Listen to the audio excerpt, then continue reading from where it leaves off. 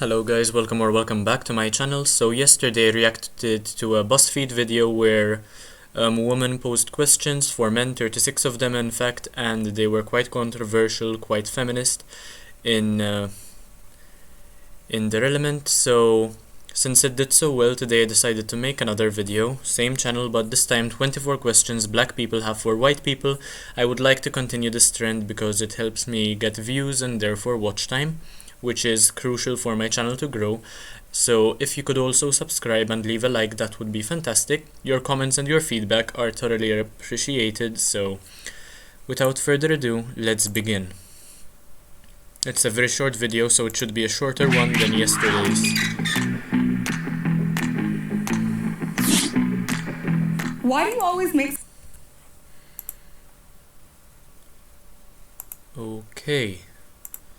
Why do you always make such horrible decisions in horror movies? I don't see why this is a question posed for a white person. I mean, as a white person myself, I don't really watch horror movies, and perhaps that's why I don't really know which ones to pick. I'm not sure whether it's true that black people have great taste in horror movies, because this is what her question is implying. It's not cool to split up. Why do you freak out when black... Oh, that's what she means. I thought it had to do with when you go to watch a movie. It's not cool to split up. Okay, so it's more in the sense that it has to do with the way the movie is written, rather than it being white people or black people. It doesn't really matter what sort of people within the movie. It's just the way they're directed to do certain stuff. It's not their responsibility or their skin color which defines what they do in said movie. People are cast to play white fictional characters. I think this is quite a rhetorical question. They are meant to be white fictional characters. I mean, if in a book they're written to be white, they can't be black. It pisses me off because it's not accurate to that which is depicted within the book. I mean, if there is no description within the book as to whether the character is black or white, then I don't really mind. Cast him as anybody you absolutely like. But if it's mentioned specifically that the character is white, then he shouldn't be black. Much like if he's a man, you wouldn't cast a woman to play his role. Or if he was an animal, you wouldn't cast a person to play him. You try to CGI the animal itself, right? What's the big deal if Idris Elba plays James Bond? I would go see it twice. Why? I mean, you do you. I don't care what you do with your free time. I mean, if you want to watch a movie which casts a white person as a black person, I mean, to be fair, James Bond is a character which is played by multiple people, and I don't think that he's ever been cast as a black person, so they're just trying to be inclusive at this point, which is still not a valid reason to change it from the original source material. Is a big butt and big lips considered attractive on a white woman, but they're unattractive on a black woman? Monkeys? Y'all really think Miley is the one who created twerking? Really? Why am I supposed I mean, at least she had a solid grasp on social media for a while, didn't she? to teach you how to twerk? I don't know how to twerk. Why is it that... Doesn't that just disprove your entire argument if you don't know how to twerk, right? And you're saying that black people are meant to know how to twerk? You're contradicting yourselves here. White people always act as though they have discovered a new trend when people of color have been doing it for virtual years. Perhaps because it's only a trend if it hits social media and becomes popular, rather than if you keep it to yourselves in your own countries, off social media, on your tribes, or to your families, to your households. Perhaps that's why. Why is it when a black woman wears her hair natural, it's seen as inappropriate, but when a white woman does, it's praised? Depends on what you mean by natural. I mean, for example, I'm not sure whether her hairdo is natural or not, but it looks fucking terrible. As long as it's aesthetically pleasing, I mean, I'll praise it any day. This is the hair that I was born with, so Yeah. you wearing it as a trend So that's your... Oh, yeah, perhaps that's why then. It puts me is off. not cute. Like, Doesn't can suit you you at least. appropriate my student loans? This guy, he has a fine haircut. I mean, Can you take that off my hands? Why is it that white crime is seen as an isolated incident, but black crime is a representation of my entire community? because statistically black people have been known to commit to more crimes. and to commit more crimes than white people do. So that's much like with Arabs and bombs, it becomes a stereotype, which is unfortunate, but at the same time the statistics indicate why such things happen. When we see a story on TV about a white serial killer, I don't automatically assume that all white people must be serial killers too. Well, good for you to keep an open mind. For instance, I just watched Jeffrey Dahmer recently, and he doesn't strike me as the guy who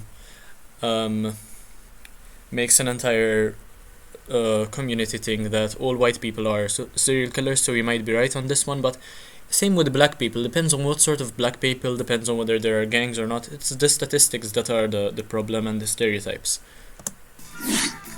At the end of the day, it all has to do with you keeping an open mind and accepting people for who they are. It has to be more individual based rather than society based. Why does talking about race make you feel so uncomfortable? Is it Why should you go about speaking about race? I mean, it only makes me uncomfortable because somebody brings it up. I wouldn't be uncomfortable if we were just having a conversation about something we both enjoy. Why do we have to discuss something that is controversial, something that has killed millions of people over so many years? because you think that you'll be perceived as racist if you talk about race? I mean, if the conversation is about race, I wouldn't mind speaking my mind and see what the other person of another ethnicity or race think of what I'm saying, as long as I understand their logic, as long as they're accepting of what I say and it's a reciprocated conversation, then it should be fine.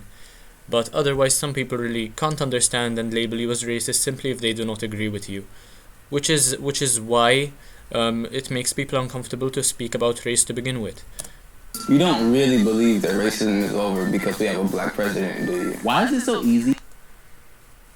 I mean, it obviously didn't solve the problems, but having a black person as a president who spoke for many black people and for many white ones as well, it certainly helped your cause, so there's nothing to complain about there. For you to notice when there are no white people around, but you hardly ever notice when there are no black people around. Because I'm usually surrounded by white people, and if there's a singular black person, he's the one who sticks out. It's the same with anything else, really. I mean, if I'm surrounded by a bunch of black people, I'm the one who'll stick out as a white person. It goes both ways. Why is your goal to be colorblind? And there's so many. My goal isn't to be colorblind. I mean, if I see that you're black, I'll try not to bring it up, but I know that you're black, much the same as you know that I'm white. There shouldn't be this, I don't pretend to be colorblind, I don't use that term to say I don't see skin. If you're black, you're black. If you want to bring it up, talk about it, fine, I don't mind. I'll perhaps joke about race, you can do the same. If you're not capable of doing so, then that's your problem. If you can't take a joke, then that's your problem. That will prevent me from wanting to be your friend. Different types of people in the world, yet you can't see color? Why do you want to say the N-word so badly? Because it has to do with psychology. We want to do that which we are told not to do. For the most part, it's actually reverse psychology. The more we're told not to do something, the more we'll want to do it. If I don't use it, what makes you think you can't? I mean, if you don't use it and you have the permission to, then that's your problem. What makes me think that I can? I mean, I don't think I can because of what society would think of me and because I want to keep a positive face. But at the same time, if you don't use it and you have that advantage, then do so. It's your problem if you don't. Why do you always want to touch our hair? Who told you it was okay? You, I don't want to. You seem like an annoying person I wouldn't want to either. But I mean, if the hair looks good, I guess, why not? You'd want to do the same. To touch people without their permission. Without their permission, now that's an entire different story. But if they ask you to, then that's fine. Why do you feel like having one black friend makes you a cultural expert or not a racist? Is your only... I don't think that way. It's just that in the society I live, there are more white people, so it's harder for me to make black friends. black friend comfortable with being the reason why you can't be racist? By that logic, How the fuck is that my problem? They probably don't care anyway because they don't care about the problem of race because they're accepted as my friend. then I'm not racist. I have a ton of white friends. Why do you feel Yeah, you see, but you're mentioning that I have one black friend which removes racism. If you have a ton of white friends, then it's not the same argument. You're contradicting yourself again. comfortable cursing at your parents? Why do you kiss your dogs? Comfortable cursing at my parents? Do they even know white people? Or did they just watch some stupid show like Gilmore Girls and assume that all white people are the fucking same? On the mouth. How come you can't? Why do you kiss your dogs on the mouth? I don't really have a question for that. I mean, why don't you? If they're your pet, if you love them, it's something that you might feel you want to do. I mean, it's up to you what you do with your fucking pets. Pronounce black names like waned, but can say names like Schwarzenegger, Galifianakis, and LaBeouf just Because we were never exposed to these names, and it's difficult for us to read them, let alone read them out or say them out loud. fine. Just educate me on how to say the name and I'll be able to. It's why blame me for not knowing how to say something? Why do you feel like all lions' lives matter, but black lives don't? What? What do you mean by lions? Is a lion's life in Africa more right. important than the lives of black people here in America? Who the fuck told you I think so? I try to respect most lives. I mean, there are some people who piss me off, some people whose character I can't really deal with. But that doesn't mean that I respect lions more than I do black people. I mean, if there's a cause for me to help black people, I probably would pick that one just as much as I would a lion's, just the same as much as I would pick a white cause or something of the sort. What did Simba ever do for you? I get it. Lion King was an awesome movie. But so was Selma, and so was Malcolm X. Why is it so hard for you to acknowledge your privilege? Yeah, this is one of the similar questions we had in the previous video. It's not. I mean, at least I understand my privilege. If you don't have that, it's your problem once again. Okay, final few. How does it feel to not be the spokesperson for your entire race at any given time? What do you mean, not to be the spokesperson for my entire race at any given time? Is that meant to be privilege? Can't I speak on behalf of white people as a white person, as I'm doing right now? I'm sure that if people agree with what I do, they'll comment below and let me know that they do. Must be nice.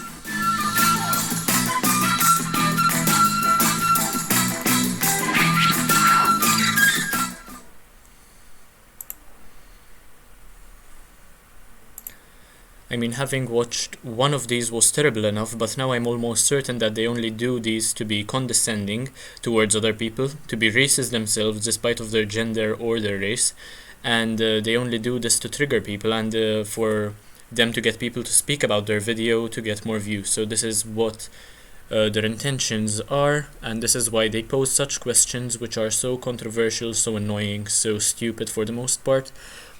Anyway, that's my take on this video. If you enjoyed, please do leave a like and subscribe. Let me know in the comments whether you agree with anything that I said, and share with your friends, you know.